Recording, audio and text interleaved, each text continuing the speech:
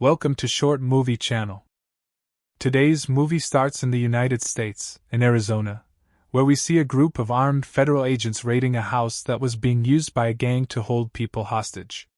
At that moment, one of the agents, named Kate Marr, who is part of the team, is inside one of the rooms. Suddenly, she comes under fire from the homeowner. In response, Kate shoots back, accidentally killing him. When her partner, Reggie Wynn, enters the same room, he finds a hole in the wall from the gunfire and sees horrific things coming out of the wall.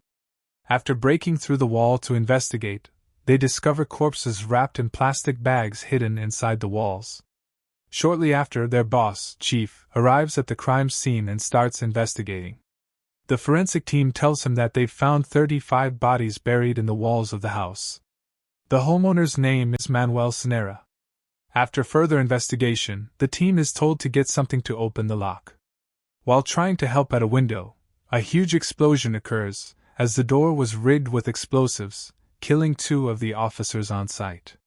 The day after the incident, Kate is called to the office, where her superiors suggest that she join the next mission with their forces, which will be led by a man named Matt Trevor. During the interview, they ask her detailed questions about the drug cartel they've been tracking. Through the interview, Matt is impressed with her work and agrees to add her to the team, but without her partner, DJ. Through this interview, Kate realizes that this incident is not just an ordinary kidnapping and murder case, but that it's connected to the drug cartel. Therefore, the government decides to expand the investigation and adds additional forces to the mission. They ask Kate to be part of the operation, which will begin in Texas. Kate prepares for the mission, although she's not used to drug-related cases, especially those dealing with food products. Matt tells her to meet him at Luke Air Force Base the next day to begin executing the mission. The next day, Kate meets DJ at the gate, and they head together to Luke Air Force Base, where a group of guards stop them. They find out that Reggie doesn't have a pass to enter, so the 2 of them get separated. Kate and Matt take a plane to their destination, where Kate meets Alejandro. After they land, they attend a joint forces meeting regarding the case, where they meet with several U.S. forces, including Delta Force and the CIA. They start discussing the mission plan to extract German from prison, which is located in Youre, Mexico. Shortly after, Kate asks Alejandro who he really is, and he tells her he was a former Mexican prosecutor. But Kate feels that there's something he's hiding from her, even though everyone tells her to just follow the orders and not ask questions. The mission begins, and they head to the city of Juarez, which is a hub for drug cartels in Mexico. When they reach the city center, Kate sees hanging bodies under the bridge. They head to the prison to extract German, but on their way back to the U.S., a group of drug cartel members ambush them at the border. Delta Force takes control of the situation and kills all the cartel members, but during the gunfire exchange, Kate is forced to shoot Mexican forces. After that, when they arrive in America, Kate is upset with Matt about what happened and heads to the city center, regardless of the recent attack. At that moment, she sees his actions as illegal and an infringement of procedures, especially since it was in front of citizens, and an innocent person could have been harmed in the process. However, she doesn't want to take the blame, so despite all the accusations she directed at him, he tells her that he had to act that way and that she should learn from the incident. On the other hand, Alejandro meets his colleague from Mexico, who informs him about a secret tunnel being used by a drug cartel to distribute its drugs.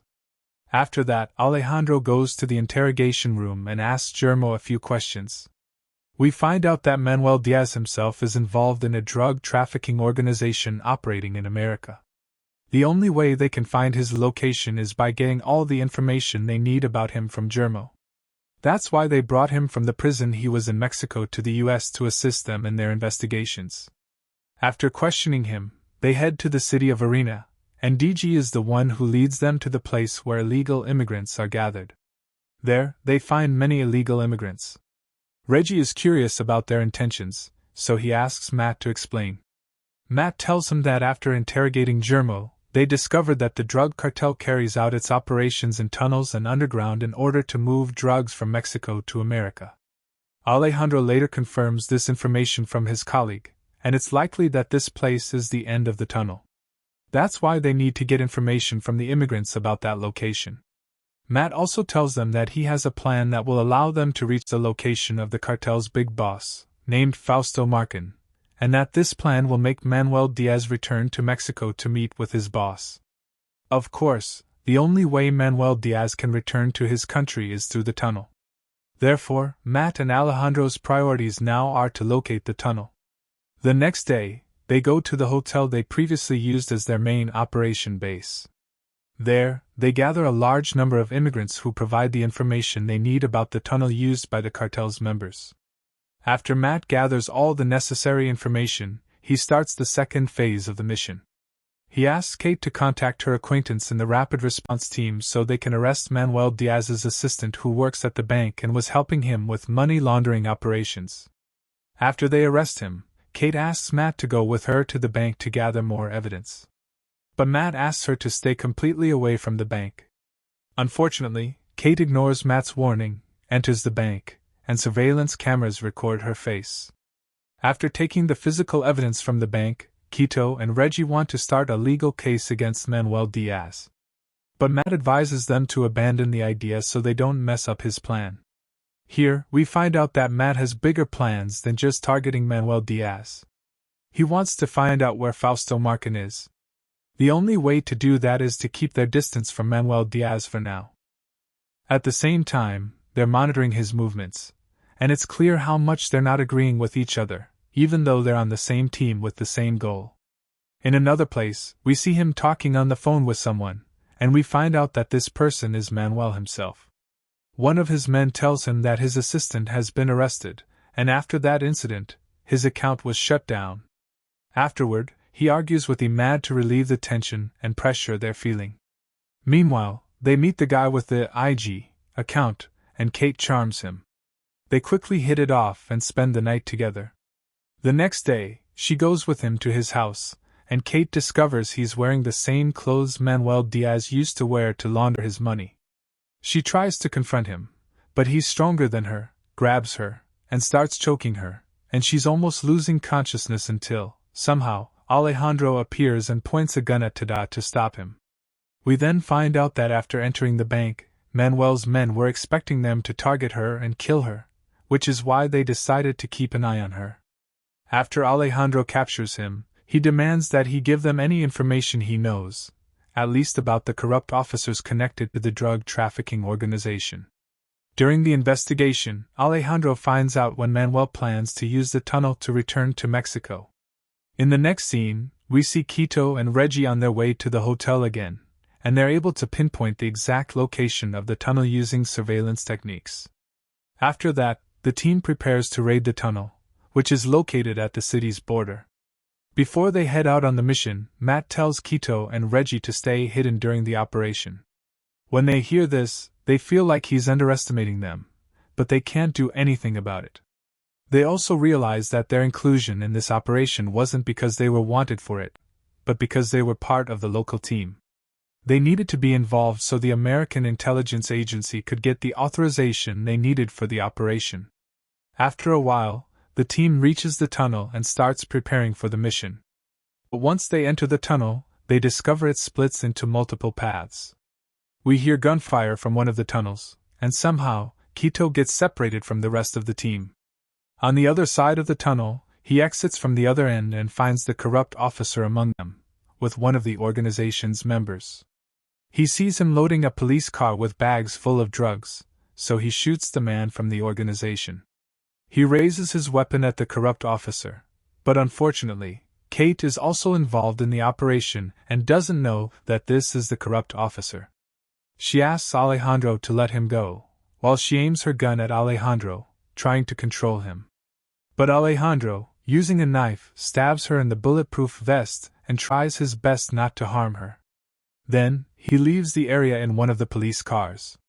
When she meets Matt at the exit of the tunnel, she punches him in the face.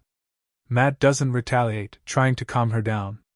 After she gets a hold of her emotions, she asks him about the words she heard from Alejandro before she was shot.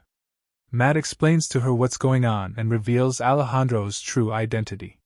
He used to be a prosecutor, and he was involved in this drug trafficking organization until a war broke out between the drug cartels, and his wife and daughter were killed. After that, he became determined to avenge their deaths. From that point on, he became a Sicario, or Sicario, a Spanish term for someone willing to collaborate with any party to help them get revenge. Meanwhile, Alejandro confronts Manuel Diaz, telling the officer with him to stop Manuel Diaz's car. He asks him to get out of the vehicle, and afterward, he kills the officer and takes Manuel Diaz to the Marconi estate. When they get there, Alejandro kills Manuel Diaz and the guards at the door, and they find Marconi having dinner with his wife and children.